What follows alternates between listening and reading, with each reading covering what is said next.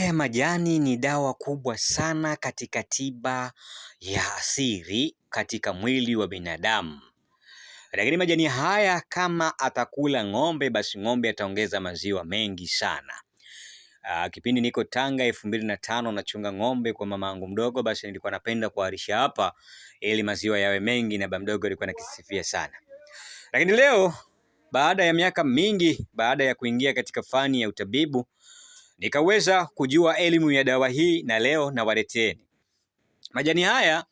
Endapo kwenu kuna mgonjwa au bibi babu ambaye alikula dawa kwamba asife mpaka anaoza, mwili unateketea, basi nenda kachume jani hili, tupa juu ya bati.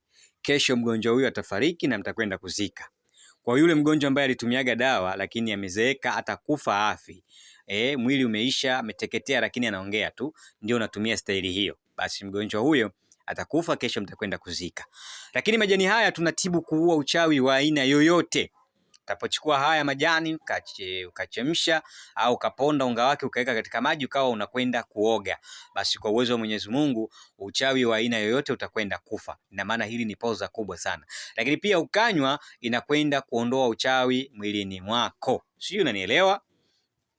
Lakini majani haya kama una matatizo ya miguu, basi utachemsha na utakuwa unakandia miguu yako. Lakini pia unaweza ukachanganya unga wa majani haya pamoja kiapo na kikari, ukamchanjia sehemu zile zinazouma, ukampaka, basi kwa uwezo wa Mwenyezi Mungu itakwenda kuua uchawi wote uliopo ndani ya mwili wa binadamu huyo, na miguu yake itakuwa salama. Lakini utapokunywa majani haya yanakwenda kutibu maradhi mengi tu ndani ya mwili wa binadamu.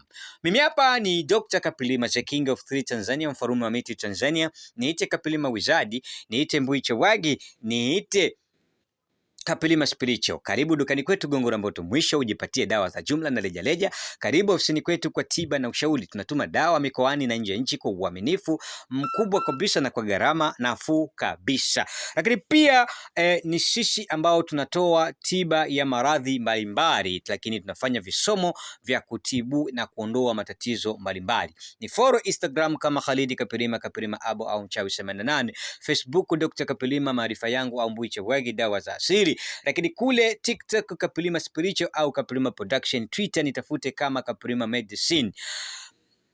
Lakini hapa YouTube nitafute Kapilima Production au Mbuiche Wagi. Subscribe, ulike, comment na kushare. Weka notification kila ninapokuja somo, basi uwe wa kwanza kupata elimu hiyo. Lakini pia una jambo lolote linalokutatiza, maradhi yoyote yanayokutatiza, basi njoo upate msaada kwetu kwa maradhi ya kichaa, uenda wadhimu. Lakini matatizo ya mawe kwenye figo, mawe kwenye nyongo, matatizo ya uvimbe kwenye njia ya kizazi, matatizo ya uzazi, lakini matatizo ya sikoseli, tiba ipo. Matatizo ya mifupa, tiba ipo. Matatizo mbali.